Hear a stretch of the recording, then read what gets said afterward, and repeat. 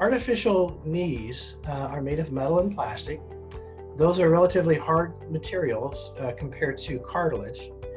And when you have motion in the knee where those two surfaces come together, sometimes it will make a noise.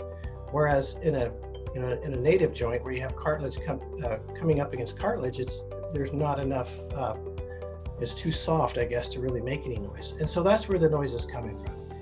It does not signify a problem after surgery. It's actually quite common to have some noise, some clicking or popping noise after knee replacement surgery.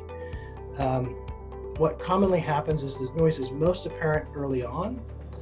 As your muscles get a little stronger, it's kind of like having a better shock absorber in your car. It dampens that contact between those components, and the noise becomes less evident over time.